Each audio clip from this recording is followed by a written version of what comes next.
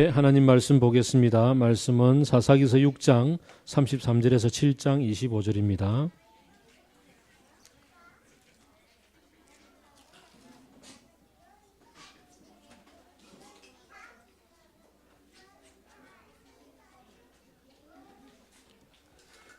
사사기 6장 33절에서 7장 25절 조금 깁니다만 우리 말씀을 같이 전체적으로 보도록 합시다.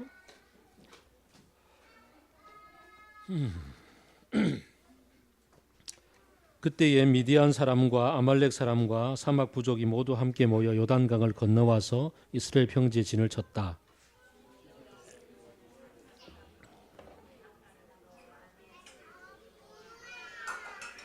전령들을 온 므낫세 지파에 보내어 그들도 자기를 따르게 하였으며 아셀 지파와 스불론 지파와 납달리 지파에게도 전령들을 보내어서 그들도 함께 합세하려고 올라왔다.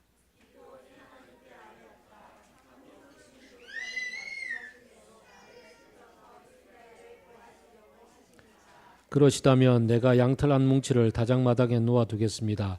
이슬이 이 양털 뭉치에만 내리고 다른 땅은 모두 말라 있으면 주님께서 말씀하신 대로 절을 시켜서 이스라엘을 구하시려는 것으로 알겠습니다.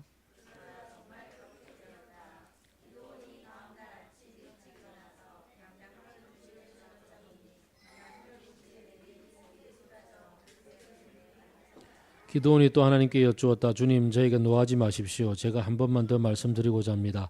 양털 뭉치로 한 번만 더 시험하여 보게 하여 주십시오. 이번에는 양털은 마르고 사방의 모든 땅에는 이슬이 내리게 하여 주십시오.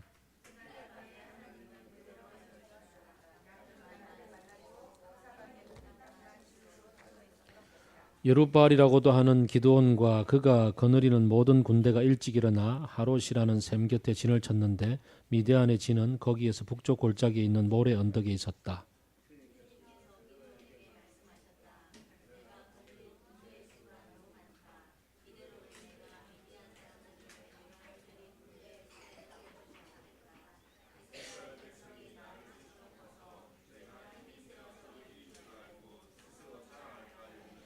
그러니 너는 이제라도 그들에게 말하여 두려워서 떠들리는 사람은 누구든지 길르앗산을 떠나서 돌아가게 하여라. 기드온이 두려워서 떠는 자들을 돌아가게 하니 그들 가운데서 22,000명이 돌아가고 10,000명이 남아있다.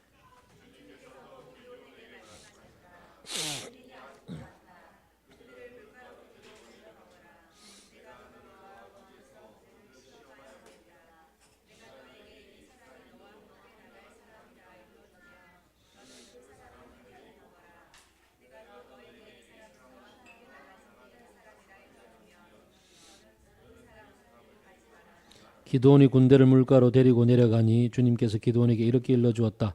개가 핥는 것처럼 혀로 물을 핥는 사람과 무릎을 꿇고 물을 마시는 사람을 모두 구별하여 세워라.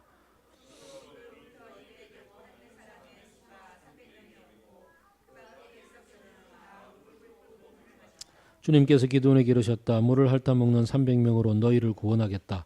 미디안 사람들을 너희 손에 넘겨주겠다. 나머지 군인들은 모두 온 곳으로 돌려보내라.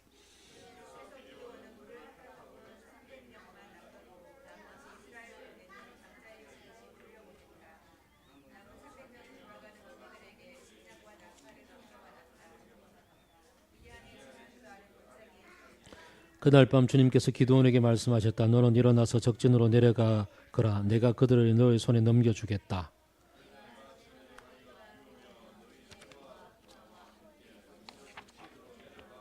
그리고 적들이 무슨 말을 하는지 들어보면 내가 적진으로 내려갈 용기를 얻을 것이다. 그는 자기의 부하와 함께 적진을 끝으로 내려갔다.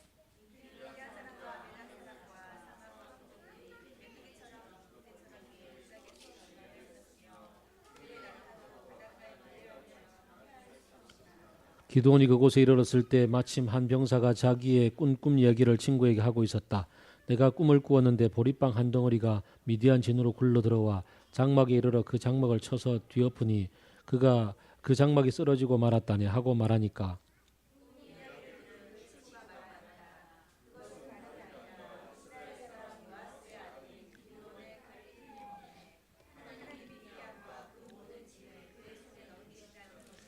기드온은 꿈 이야기와 해몽하는 말을 듣고 주님께 경배하였다. 그리고 그는 이스라엘 진으로 돌아와서 일어나라 주님께서 미디안의 진을 너희 손에 넘겨주셨다 하고 외쳤다.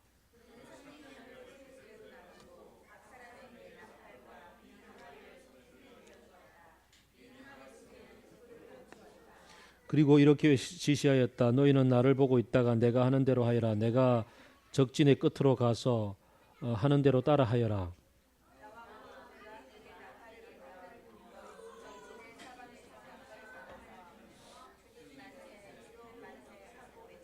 기드온과 그가 거느리는 군사 100명이 적진 끝에 다다른 것은 미디안 군대의 보초가 교대를 막 끝낸 한밤중이었다. 그들은 나팔을 불며 손에 든 항아리를 깨뜨렸다.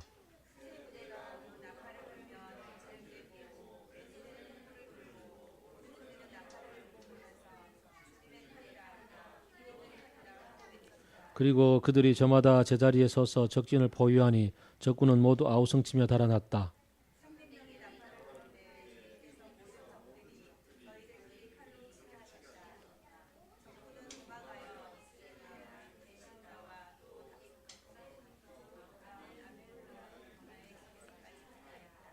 납달리 지파와 아셀 지파와 온 므낫세 지파에서 모인 이스라엘 사람들이 미디안 군대를 추격하였다.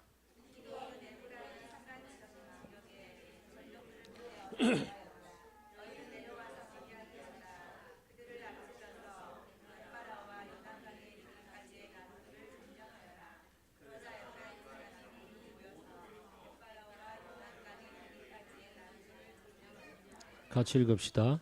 그들이 미디안의 온 두와 오렙과 스앱을 사로잡아 오렙은 오렙 바위에서 죽이고 스앱은 스앱 포도주 틀에서 죽이고 계속 미디안을 추격하였다.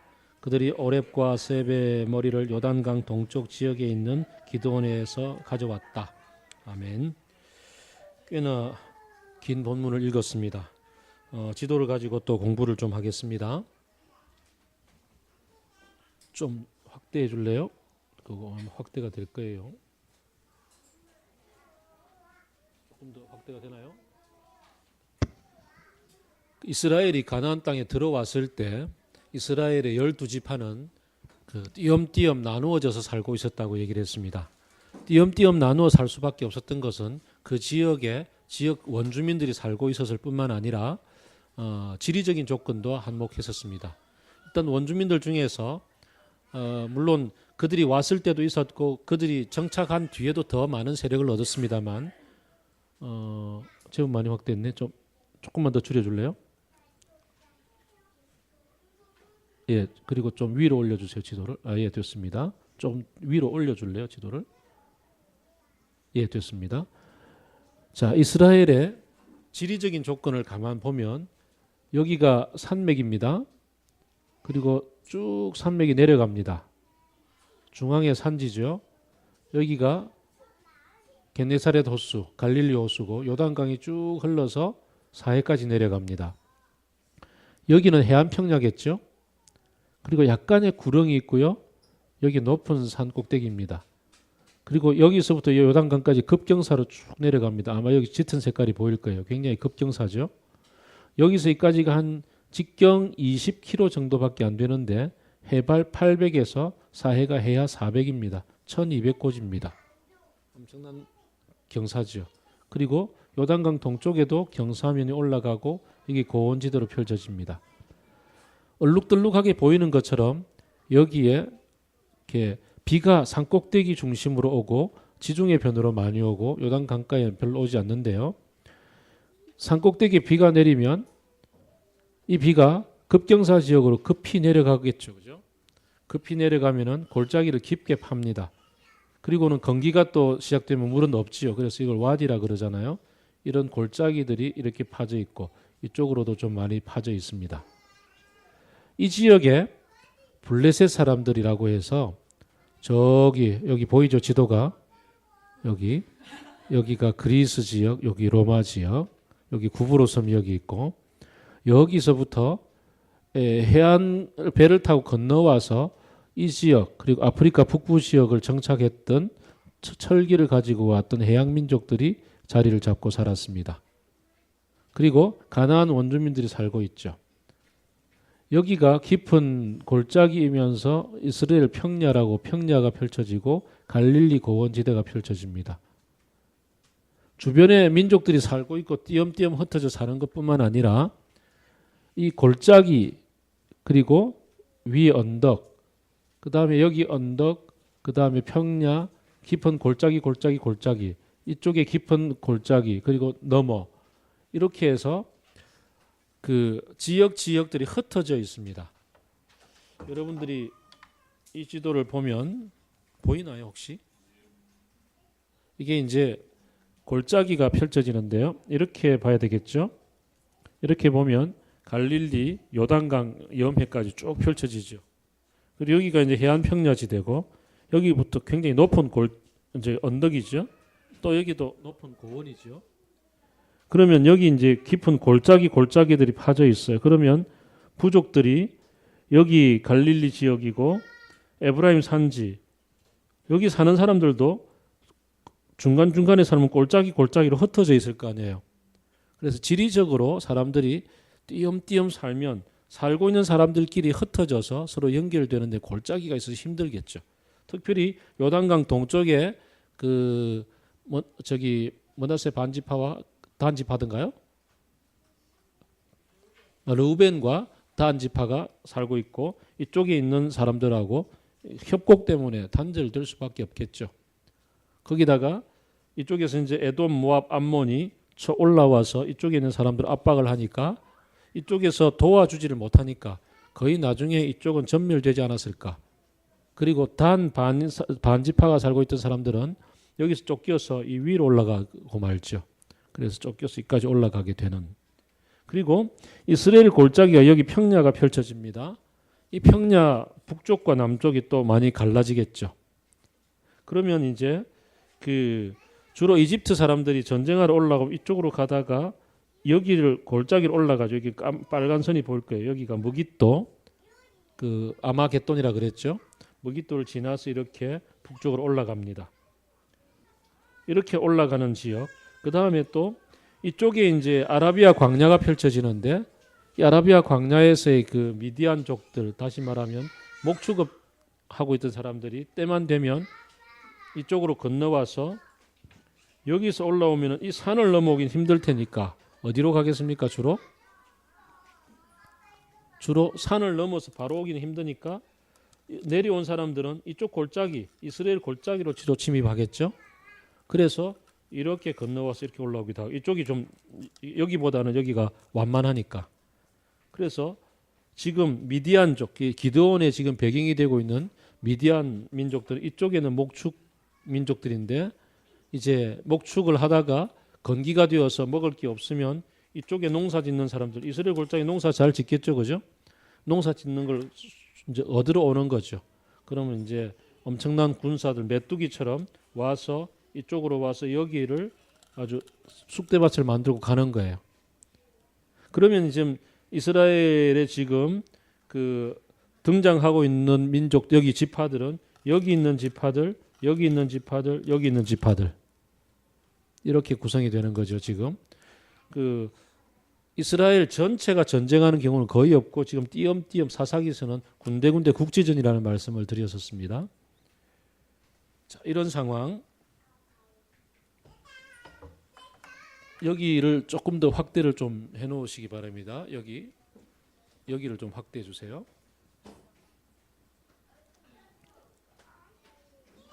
예, 좋습니다. 보시면 여기가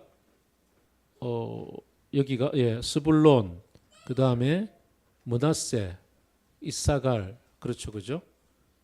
여기가 이제 주로 지금 기드온이 활동하는 지역이에요.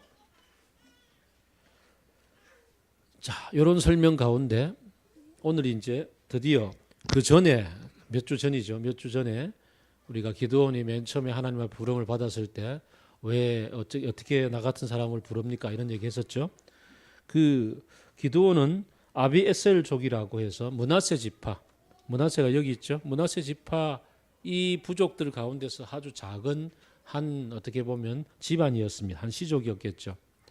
여기 있는 사람이었는데 내가 이런 날을 어떻게 하나님이 쓰시겠습니까? 그래서 제가 밥 가져오면 드시면서 증거를 보여달라 그랬더니 그걸 제물로 삼아가지고 불 살라 주시면서 증거를 보여주셨잖아요. 그리고 나서 이제 힘을 얻어가지고 그날 밤에 그 자기 아버지 집에 있는 산당을 격파를 했었죠. 그리고 이제 얼마가 지났는지 모르는 상황 가운데 하나님의 오늘 본문을 보니까 어때요? 그 33절에 미디안 사람들과 아말렉 사람들과 사막의 부족들이 요단강을 건너와서 이스라엘 평지에다가 왔습니다. 지금 여기가 이스라엘 평지거든요. 이 평지에 들어왔어요.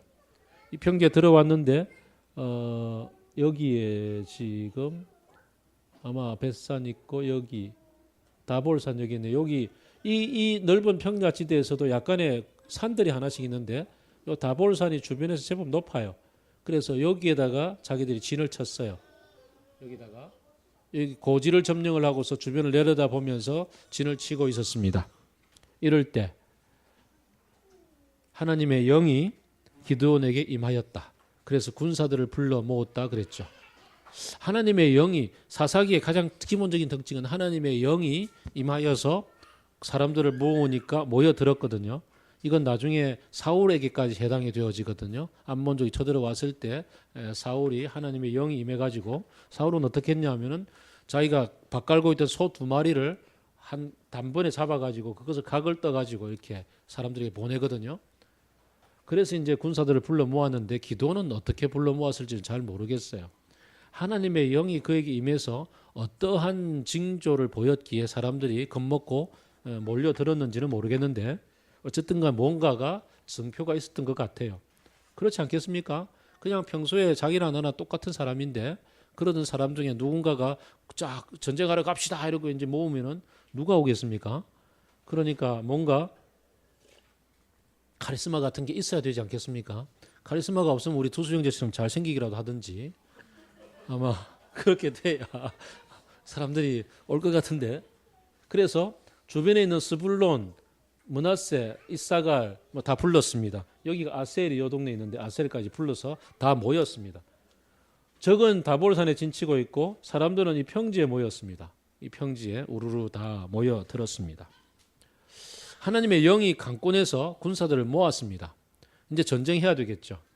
근데 이제 형국은 좀 불리해요. 이스라엘 사람들은 평소에 군사 훈련을 한 것도 아니고 이 사람들은 지금 사막에서 이까지 훈련을 거쳐서 왔고 또 약대들을 거느리고 낙타 부대라 하겠죠. 낙타인지 약대인지 자기가 뭐 잘 모르지만 어쨌든 부대들을 거느리고 기마병들이 꽤나 많은 상황에서 보병들은 산 위에 기마병들은 주변에 진치고 있는데 자기들은 보병밖에 없어요. 보병들은 여기 떼거지로 몰려 있어요. 보병과 기마병이 싸우면 누가 이기나요? 뭐 싸우면 해봐야 알긴 하겠지만 기마병이 유리하겠죠. 이런 상황이 벌어졌어요. 자, 전쟁하러 출병하기 전날 밤에 기드온이 하나님한테 얘기를 하는 거죠. 이 전쟁 과연 이기긴 할까요? 이길 수 있는 게임입니까? 라고 묻는 거죠. 그러고 나서 이제 진짜 이길 수 있습니까? 내가 하나님 앞에 증거를 좀 얻어야 되겠습니다. 라고 얘기를 하죠. 그 증거를 달라고 구합니다.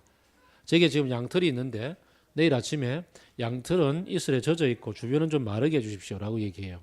그래, 그렇게 해줄게. 그래서 이제 양털이 젖어 있어서 짜니까 물이 쫙 나왔어요. 그럼 하나님 증거를 보았잖아요. 의심이 드는 거죠. 그래, 해가 쫙 떠올라니까 아마 주변도 젖어 있었을 거야. 그런데 주변은 해가 떠오르니까 금방 말랐고 양털은 물이 마르기 전에 아마 있었을 거야. 이런 의심이 드는 거죠. 하나님 한 판만 더 합시다. 오늘 밤에 거꾸로 해주십시오. 주변은 젖어 있는데 양털만 말라 있으면 확실한 증거가 아니겠습니까? 또 하나님 그대로 들어주는 거죠. 됐지, 이제 이 정도면 가지 않겠냐? 전쟁하러 가자. 드디어 이제 출병을 할 때가 된 거죠. 출병이라고 얘기하는데 하나님이 잠깐만 있어봐. 계산 좀 정리할 게 있다. 너희들 숫자가 너무 많다. 숫자가 많으니까 좀 숫자를 줄이자. 만약에 너희들이 숫자가 많아서 전쟁하면 너희들 쪽수가 많아서 이겼다 할 거 아니냐. 줄여보자. 그래서 두려운 사람 다 가라 그랬더니 싹 다 가고 2만 2천 명 정도 돌아갔다라고 얘기하는데 구약에서 이게 1,000명이라는 단어는 좀 헷갈립니다. 왜? 출애굽할 때 60만 명이 출애굽했다 그랬잖아요. 60만을 1000으로 바꾸면 어떻게 되죠? 600천이죠. 600 곱하기 1000이겠죠. 그죠? 예, 히브리어로 600천으로 계산이 되어지는데 그 당시에 고고학자들이 아무리 조사해봐도 남자만 660만 명이면은 그 다음에 여자, 어린아이, 중단, 잡족 다 포함하면 한 200만 명 될 거라고 생각하는데 200만 명이 그 동네에 진치고 있을 동네도 아니고 그렇게 한꺼번에 이동할 때가 아니다라고 얘기하죠. 그래서 숫자가 그렇게 계산하면 안 된다. 그래서 계산해 보니까 이 천이라는 단어는 군 부대 단위다. 군 부대 단위니까 뭐 아무리 큰 군 부대를 하더라도 한 100명 정도로 잡으면 60만이 아니라 6만 정도 되겠죠. 그런 정도로 줄어들 수 있다 정도로 생각해 보면 충분히 우리가 합리적으로도 가능하겠다 이렇게 생각이 듭니다. 그것처럼 오늘 본문에서도 22,000명 할 때에 22,000명은 22,000이 아니라 20,000인 거죠. 22,000 이렇게 계산되겠죠. 그래서 군 부대 단위가 더 숫자는 줄어들 수도 있습니다. 어쨌거나 많이 돌아갔습니다. 적어도 아마 이 당시에 이스라엘 백성들의 숫자로 본다면 22,000명보다는 숫자가 줄어드는 게 맞지 않을까 생각을 해봅니다만 그래도 남아있는 사람의 숫자가 10,000명 줄어들면 한 1,000명쯤 될 텐데 그래도 많다는 거죠. 많다. 이것도 많다. 줄여라. 그래서 물가로 데리고 가서 물 마시는 포즈 보고 잡겠다 그랬어요. 그래서 어떤 사람은 가서 물 떠마시고 어떤 사람은 무릎 꿇고 막 그냥 입 대고 마셨는데 뭐 사람들은 해석을 합니다. 이 중에서 손으로 떠먹는 사람은 싸울 준비가 되어져 있는 사람이고 그 물 그냥 입 대고 마실 사람은 싸울 준비가 정신무장이 안 된 사람이다. 이렇게 해석을 하기도 하는데 그건 뭐 그럴 수도 있고 아닐 수도 있습니다. 억척일 수도 있고 어쨌든 작은 쪽을 하나님은 택한 거니까요. 보니까 손 떠마시는 사람 숫자가 적은 겁니다. 그래서 적은 놈 남기고 나머지 돌려보내라 이렇게 된 거죠. 그래서 남은 사람이 300명입니다. 300명 데리고 전쟁하자는 거죠. 지금 계속해서 본문이 표현하고 있는 바는 메뚜기 떼들처럼 많다라고 얘기하거든요. 이 지역에서의 메뚜기 떼 경험은 그들의 그 이집트에서의 메뚜기 떼 경험하고 맞물려서 지중해 변에서는 메뚜기 떼가 계절별로 한 번씩 싹 쓸고 지나가는 게 있습니다. 감사합니다.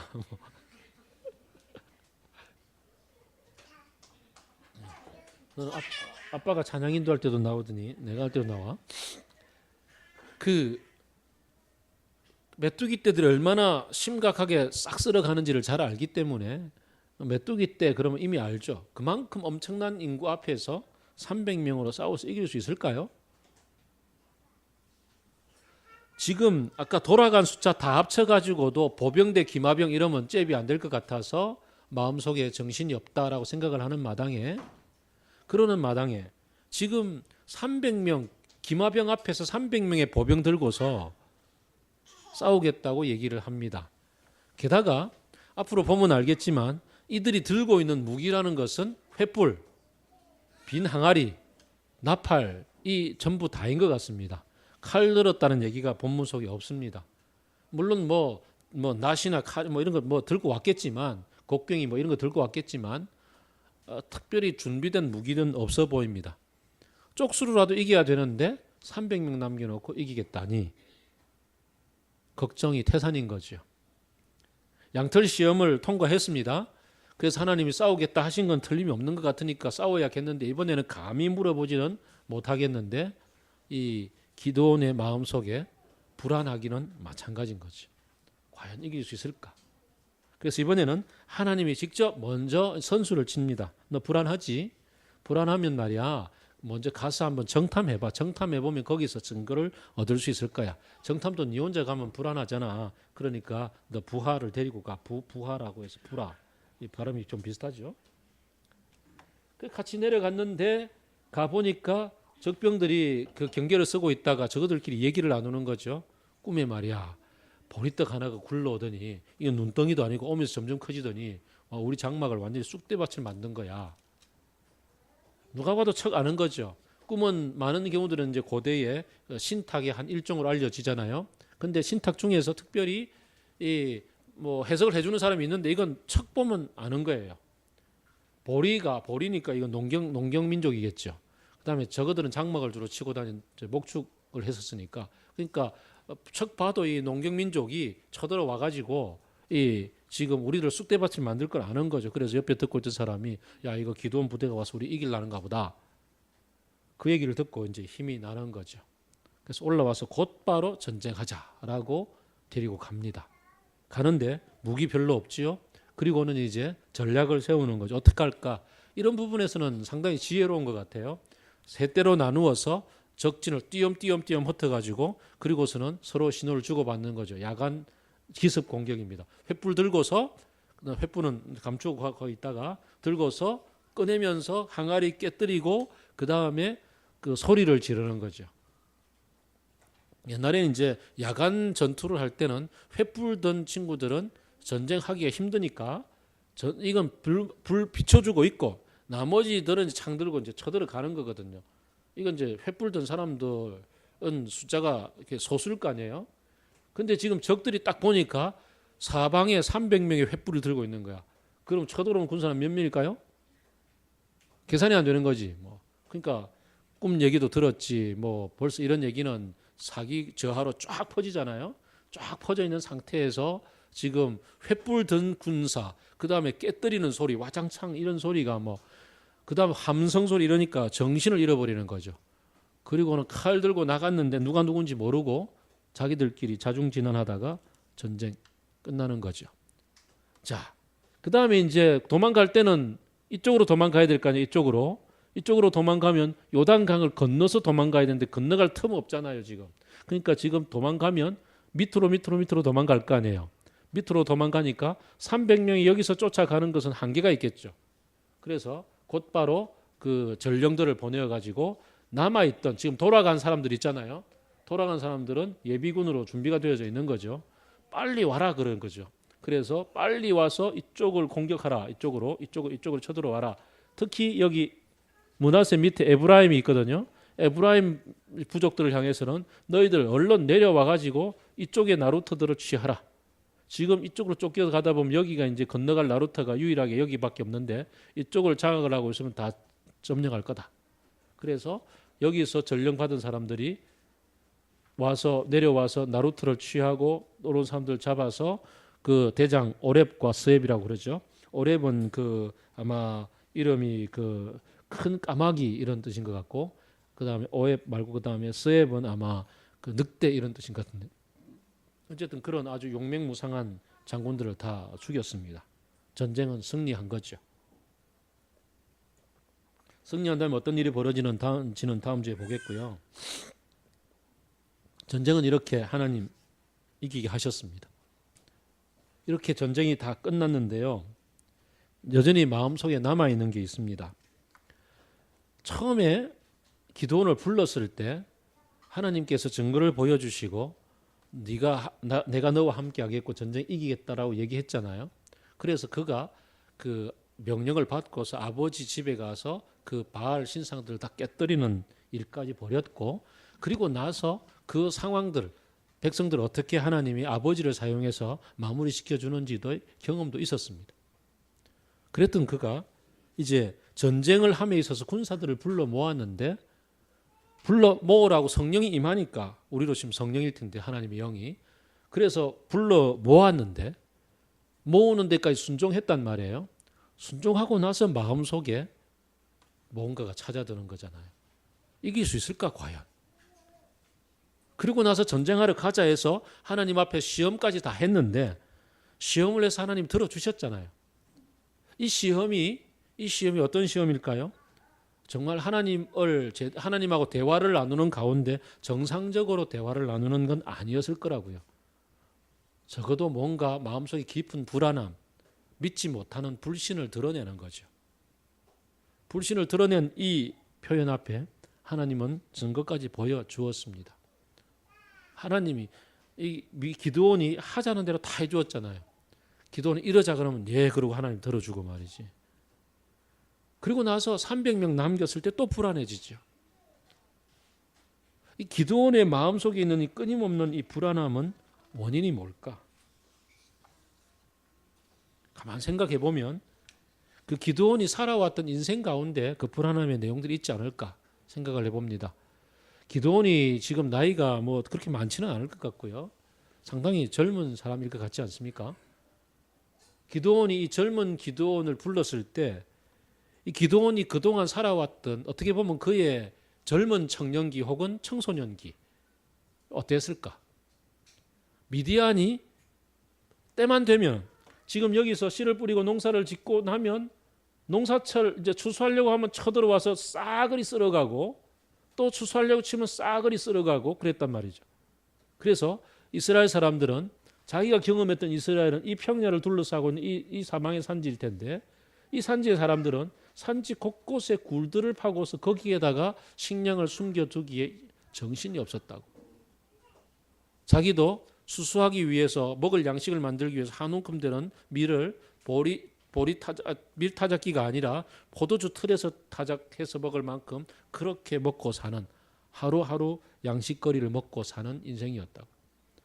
그가 경험했던 청소년기 그리고 그의 청년 초기의 경험들은 바로 이렇게 미디안은 대적할 수 없는 사람, 미디안이 오면 모든 것을 다 뺏기고 마는 경우, 그런 경험들의 축적의 세월이 아니었을까 생각을 해봅니다. 우리의 부모님 세대는 저의 부모님 세대, 어쩌면 여러분의 부모님 세대도 해당될지 모르지만 적어도 저의 부모님 세대는 일제시대로부터 시작해서 해방 공간을 맞았고 6.25를 경험하셨고 그 뒤에 이승만과 박정희의 독재 정권을 경험했습니다. 그러면서 자기에게 맞지 않는 사람들은 모조리 다 빨갱이로 몰아서 잡아서 죽였던 그런 역사들을 보고 자랐습니다. 빨갱이 하면은 벌벌 떨 수밖에 없습니다. 빨갱이 하면 어떻게 그 온 집안이 멸문지화를 당하는지를 다 보고 살았습니다. 그래서 지금까지도 우리 민족에게는 레드 컴플렉스가 그대로 전해지고 있습니다. 빨갱이, 종북 그러면은 이건 뭐 인생 전체를 그냥 종치는 거란 말이죠. 그런 얘기만큼이나 미디안하게 되면 이 기드온에게는 아주 깊은 마음속에 절망감, 그래서 어떻게 보면 깊은 패배감 속에 자리하고 있지 않을까요? 뭘 해도 안 된다는 거죠. 뭐 바알 정도는 내가 깨뜨릴 수 있겠다고요. 바알은 적어도 여기 섞여 살고 있는 주변 민족들의 신이었으니까, 그러니까 그 정도는 내가 깨뜨릴 것까지는 할 수 있겠지만 어떻게 군사 작전을 할 수가 있겠냐고요. 그런 정도의 깊은 패배감이 그의 마음속에 있지 않았을까 생각을 해봅니다. 이런 패배감 앞에서 하나님은 그의 불신에도 불구하고, 불신이 얘기하고 있는 그 양틀에도 불구하고 하나님은 그걸 들어주는 거죠. 야단치지 않고 친절하게 들어주고 증거를 보여주고 짐작해서 미리 가서 적들이 어떻게 겁먹고 있는지 실상을 한번 보라고 그렇게 이야기를 해줍니다. 그리고 결국은 전쟁은 하나님이 이끌어 가시는 거라는 것을 경험하게 하죠. 오늘날도 우리가 살아가는 시대 속에서 그리스도인으로서 살아가고 있으면서 그리스도인으로 살고 있는 우리들 속에 기드온을 부르신 하나님처럼 이미 우리가 그리스도인이 되고 나서 그리스도인으로 살고 있는 세월이 깊어갈수록 우리들 속에 어떻게 보면 점점점 더 많은 이 깊은 패배감, 안 되는 건 안 되는 거야 라는 생각들이 자리하고 있는지도 모르겠습니다. 대학 시절에 선교단체에서 훈련을 받고 선교단체에서 리더로서 살아왔던 세월이 크면 클수록, 그래서 동질한 집단 속에서 후배들을 데리고서 말씀을 나누고 말씀 공부하고 그들에게 하나님 나라 이런 거야라고 그렇게 외치는 그 강도가 센 사람일수록 졸업을 하고 나서 직장 생활을 하면서 맞닥뜨리는 현실들은 더 절망스럽게 마련이고, 군대 가서는 그래도 3년이면 해당되고 요즘 2년이면 되는 짧은 시간이지만 직장 생활은 1년, 2년, 5년, 7년, 적어도 미디안이 이 7년만큼이나 직장 생활을 7년, 10년 하고 나면 우리들 속에 이 강고한 이 시대의 이 벽들을 점점 더 깊게 만나는 게 사실이거든요. 그리고 요즘 흔히 얘기하는 것처럼 헬조선이라는 얘기와 흑수저, 금수저의 얘기가 사실이더란 말이죠. 대학 진학률을 보면은 흑수저와 금수저의 차이는 분명하고, 그 대졸자와 고졸자 혹은 대기업과 중소기업의 그 연봉의 차이만 보더라도 너무나 그것은 분명하고, 하나님의 나라의 얘기를 이론적으로는 분명히 알고 우리가 뭘 해야 되는지는 잘 알지만, 그러나 현실적으로 정말 그렇게 살 수 있을까에 대한 얘기는 실제로 우리 속에 패배감으로 자리하고 있는 게 사실이란 말이죠. 그런 우리들에게 기드온처럼 하나님은 일어나서 싸우라고 얘기하고 하나님의 나라를 위해서 너희들이 움직여야 된다고 얘기하고 네가 꿈을 가지라고 얘기하고 그렇게 도전하십니다. 게다가 우리는 그냥 큰 교회에 있으면 모든 것들이 다 준비되어져 있는, 예를 들어 수비 오거리 근처에 가면 있는 큰 교회 있잖아요. 거기 가면은 때를 따라 준비된 모든 게 다 있습니다. 아침에 내가 늦게 일어났으면 오후 예배 가면 되고, 오늘 오후에 놀러 갈 일 생기면 7시에 일부 예배 드리면 되고, 그 다음에 뭐 부부가 좀 갈등이 생겼다 그러면 부부 학교 가면 되고, 그 다음에 아이 어떻게 키워야 될지 모르면 아기 양육 학교 가면 되고, 때마다 일마다 다 준비되어져 있는 프로그램들이 있는 그런 곳에 다니면 좋은데 우리는 거기도 안 다니고 이렇게 아이들의 소리에 임계점에 다다른 이 좁은 공간에 모여서 함께 하나님의 나라의 얘기를 도전받고 살아가고 있습니다. 그런 우리들이 뭘 할 수 있을까요? 실제로 우리의 일상생활 속에서 아이 키우는 것도 힘들고 먹고 사는 것도 힘들고 지금 직장 때려치우고 나면 더 이상 갈 데가 없는 것이 사실인 우리들에게 하나님은 기드온처럼 전쟁하라고 얘기하고 이 시대의 강구한 진들을 향해서 전쟁은 내가 할 터이니까 너는 그저 깃발 들고 가기만 하면 된다고, 하나님 나라 깃발을 꽂으면 그다음 뭔가 일이 일어날 거라고 이야기를 합니다. 사실 이 얘기는 어쩌면 저에게 해당되는 얘기인지도 모릅니다. 11년을 지나고 12년째 지나지만 도대체 지역사회라는 것에 대해서 저 자신이 아직도 밑그림을 도대체 그리기가 힘든 그런 게 저 자신에게 사실입니다. 이 금정구 지역에서 이 부곡동과 그리고 구서동 지역을 아우르는 지역사회를 꿈꾸는 마을 만들기라는 게 가능할까? 사실 어쩌면 처음부터 포기하고 있는지도 모르는 게 제 마음입니다. 그런 우리들에게 이런저런 얘기들로 많이 도전을 합니다. 찌릅니다. 저는 친구가 옆에서 미셔널 처치 하면서 찔렀고 10년 동안에 계속 찔렀고 또 마을 만들기 이러고 찌르고 있고, 요즘은 또 박모 형제, 우리 교회 제일 키가 큰 형제가 왜 그 자원 나눔 쉼터에 있는 자원 재활용 센터인가? 자원 순환 센터에 있는 시민운동하는 그분 우리 모시고 얘기 들어야 되는데 왜 그 얘기 안 듣습니까? 찔러가지고 다음 달 듣자고 얘기를 또 나눴습니다. 이런저런 얘기는 많이 듣고 있는데 이런 얘기를 우리가 언제 실천하냐고요.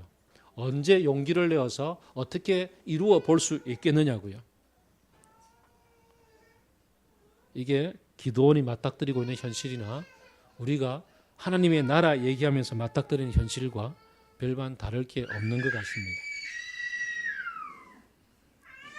하나님은 그런 기드온에게 천천히, 오늘 양틀을 시험하는데 적들은 이미 와서 진을 치고 있고요. 군사들도 다 모여 있습니다. 모여 있고 이제 일촉즉발인데 오늘 밤에 하나님 시험 좀 하겠습니다 하고 그날 밤에 양틀 시험했습니다. 그것도 못 믿어서 그 다음날 또 시험하겠습니다 해서 또 하루를 그냥 보냅니다. 일촉즉발의 전쟁 위기 속에서 이틀을 그냥 보내는 거 쉽지가 않습니다. 그런데도 불구하고 하나님은 기다려주시고 이제 전쟁해야 되는데도 그날 밤도 또 가서 한번 정탐해보라 그래서 그날 밤도 가서 정탐하면서 또 보냅니다. 천천히 가시는 하나님. 어쩌면 우리들은 머리가 가는 시간보다는 우리의 마음이 따라가는 시간은 더 느릴 것 같고 걸음걸이의 속도가 느릴 것 같고 또 우리의 전인격과 우리의 생활 전체가 같이 따라가는 것은 더 더딜지도 모릅니다. 하나님은 그런 우리들을 기다려주시면서 증거를 보여주실 줄로 믿습니다. 대신 우리가 기드온처럼 정직하게 맞닥뜨리는 것이 필요하다고 말씀을 드리고 싶습니다. 피하지 않고 맞닥뜨려서 하나님 내가 불신앙인지 모르지만 시험해 보겠습니다. 얘기 듣고 나서 어떻게 할까요? 어떤 그런 꿈들을 나누고 하나님 앞에서 도전을 받고 하나님과 실험을 해볼 수 있는 그런 시간이 필요합니다. 적어도 그런 시간은 기본적으로 말씀을 통해서 시작이 됩니다. 말씀을 공부하면서 그런 실험은 시작이 되어집니다. 우리가 지금 2달 이상 이제 목자들이 함께 매주 금요일 밤마다 그 아이들 데리고 그냥 와서 9시부터 시작해서 11시 넘어까지 같이 공부를 하는 가운데 점점 말씀이 깊어지고 기도가 뜨거워지고 있습니다. 저는 지금 아내와 더불어서 지금 2달째 화요일 저녁마다 거제도로 내려가서 성엽 형제 부부와 함께 풍삼기를 공부를 하고 있습니다. 모처럼 내려가고 있는 데이트 코스가 참 저에게는 좋아서 참 좋긴 한데, 같이 공부가 깊어갈수록 참 놀라운 은혜를 누립니다. 처음 얘기를 나누었던 첫 몇 주보다는 갈수록 성엽 형제와 소진 자매가 나누는 기도가 깊어지고 그 고백들이 진지해지고 있습니다. 성령께서 하시고 계신 그 얘기들을 경험을 합니다. 우리가 그동안 풍삼기를 언제 했는지 모를 정도로 까마득한 옛날에 지나가지 않았습니까? 무슨 얘기가 있는지도 모르겠죠. 저도 그렇습니다. 저도 지금 가는 길에 아내와 더불어서 풍삼기를 같이 들으면서 1시간 반을 운전해서 갑니다. 분명히 그때 여러분들하고 같이 풍삼기 하면서 다 들었던 얘기고 함께 나누었던 얘기인데도 또 들으니 또 신기합니다. 그러면서 아내와 더불어서 깊이 풍삼기를 나눔을 합니다. 제 마음속에 새로운 도전이 일어납니다. 말씀 앞에 서서 말씀을 통해서 성령께서 들려주시는 얘기에 귀를 기울일 때 우리 속에 진지한 질문들이 우러나오게 마련입니다. 내 마음속에 있는 진지한 고민들이 우러나오고 그 얘기를 하나님하고 더불어서 맞닥뜨려서 실험하는 시간이 주어집니다. 매일매일 말씀을 묵상하는 시간과 그리고 함께 말씀을 가정교회를 통해서 나누는 시간과 더 나아가서 어쩌면 저는 다시 한번 이 2016년도에 우리는 풍삼기 다시 꺼내어서 새롭게 서로 부부들끼리 앉아서 같이 듣고 나누기를 해볼 필요가 있다고 강하게 도전해 봅니다. 이것이야말로 바로 하나님 앞에서 우리가 양틀로 시험하는 이 기도원의 얘기만큼이나 진지하게 하나님의 얘기 앞에 나 자신의 현실을 두고서 하나님의 꿈이 무엇인지, 그 꿈 앞에서 나는 어떤 두려움이 있는지, 나는 어떤 주저함이 있는지, 그리고 하나님은 그것을 어떻게 나에게 풀어가시기를 원하는지를 다시 들려주시는 시간이 되기 때문에 그렇습니다. 그리고 다시 한번 우리는 우리 자신의 영혼들을 격려할 필요가 있습니다. 시편 42편을 보면은 사람들이 하는 말이 너의 하나님이 도대체 어디 있느냐라고 나를 볼 때마다 조롱합니다라고 얘기합니다. 그렇습니다. 우리는 이번 주 중에도 그런 현실들을 보았습니다. 내노라는 기독교계의 지도자들이 함께 모여서 누가 봐도 실정을 거듭하고 있는 한 분을 향해서 당신은 고레스와 같이 하나님이 보내신 사람입니다라고 축복 기도를 했던 그런 어처구니 없는 일들을 우리는 경험했습니다. 그래서 이런 어처구니 없는 현실, 기독교가 욕먹고 있는 현실, 땅에 처박혀서 하수도로 처박히고 있는 현실, 하나님의 이름이 그렇게 짓밟히고 있는 현실들을 만나면서 우리는 하나님의 나라에 대해서 도대체 얼마만큼 우리가 꿈을 꾸는 것이 현실화될지에 대해서 절망하고 있는 현실을 만납니다. 사람들은 우리들을 향해 손가락질합니다. 도대체 너가 기독교는 어떻게 된 일이냐고, 어떻게 그런 짓거리를 할 수가 있느냐라고 그렇게 손가락질을 해대고 있습니다. 그때 우리 자신을 향해서, 우리 영혼을 향해서 우리가 하나님의 이름으로 격려를 해야 합니다. 내 영혼아, 너는 어찌하여 그리 낭망하며 어찌하여 그리 좌절하며 어찌하여 그리 패배감 속에 젖어 사느냐. 너는 너의 하나님을 바라보아라. 너의 하나님은 어떤 하나님인지, 우리를 어떻게 이끌어가고 있고 어떻게 전쟁을 승리하게 하시며 어떻게 하나님의 나라의 일들을 한 걸음 한 걸음 한 걸음 펼쳐 나가게 하시는지 그것을 지켜보라고, 하나님을 주목해 보라고 이야기합니다. 저는 오늘 새벽에 일어나서 설교를 마무리하면서 돌아보고 있다가 페북에서 너무나 참 감동적인 기사를 읽었습니다. 감천 마을에 82세 된 할아버지가 계셨습니다. 그 할아버지는 SBS에서 이렇게 방송했던 것을 캡처해서 올렸는데, 이분은 30여 년을 신문을 돌리고 사셨습니다. 지금 한 300부 신문을 돌리는데, 그전에는 뭐 했냐면은 뭔가 일을 하고 있다가 그 기계에 프레스에 손이 끼어가지고 손이 잘리는 통에 계속 그 일을 못하고 그 뒤로부터 신문 배달을 하고 혼자 사는지 같이 사는지는 자세히 모르겠습니다만 그리고 신문을 돌리고 신문으로 돌려서 60여만 원을 받아서 40여만 원으로 생활비하고 20만 원 정도를 가지고서 책을 사서 책을 보고 독서를 합니다. 그의 집에는 3,200권 정도의 책이 빽빽히 쌓여 있고 취재하는 기자에게 너 플라톤의 국가로부터 시작해서 이런 책들 읽어봤냐고 그 자본론에 대해서 읽어봤냐고 미학에 대해서 읽어봤냐고 권하는데 기자는 아무것도 읽어본 게 없어서 다 못 읽어봤습니다 그랬더니 참 영혼이 가난하시군요 라고 얘기를 했습니다. 영혼이 가난한 사람.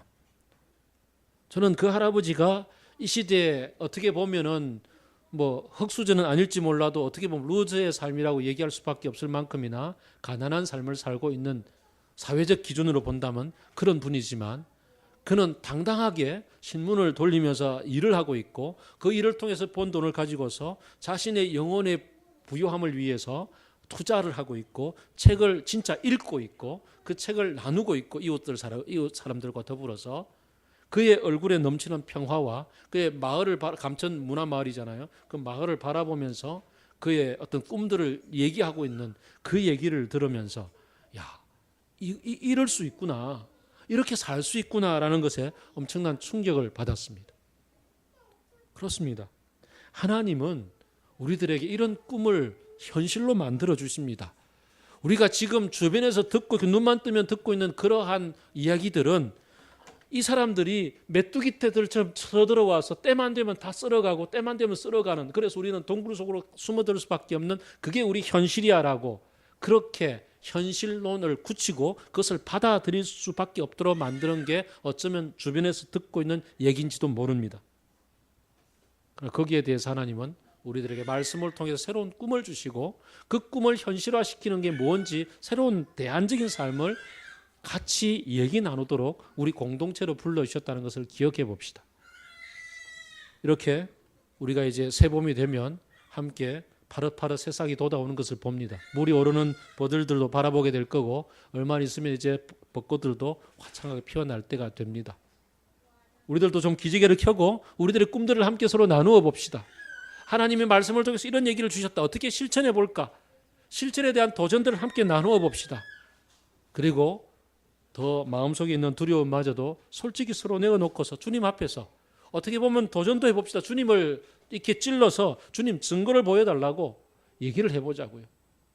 그래서 감천문화마을에 사는 그 82세 되신 할아버지만큼이나 우리도 좀 꾸준하게 뭔가 우리 일상생활 속에 하나님이 이루어 나가시는 그 얘기들을 함께 간직하는 그런 아름다운 영혼이 살찐 사람, 하나님의 나라가 부유함이 우리들 속에 넘치는 것을 경험하는 사람들이 될 수 있도록 가보자고요. 적어도 정직하게 하나님 앞에서, 정직하게 공동체 앞에서 함께 우리들의 얘기들을 나누고 하나님을 바라봅시다. 내 영혼아, 어찌하여 너는 패배감 속에 젖어 들어 있느냐? 너는 눈을 들어서 하나님을 바라보아라. 하나님의 말씀 속에 주시는 그 얘기와 증거와 능력을 경험해 보아라라고. 그래서 기드온처럼 이런 멋진 하나님의 얘기를 경험하며 사는 저와 여러분이 되기를 바랍니다. 기도합시다. 거창한 것을 하나님은 얘기하지 않습니다. 하나님 우리 일상생활 속에서 하나님의 나라가 무엇인지 그 조그마한 것부터 같이 실천하자고. 근데 우리는 그것마저도 주저주저하고 그냥 멈추어버리고 안 될 거야라고 그냥 닫고 있는지도 모릅니다. 그 속에 비록 더딜지라도 하나님이 하고 계심을 믿고 주님을 바라봅시다. 주님, 우리가 주님을 바라봅니다. 기도하겠습니다.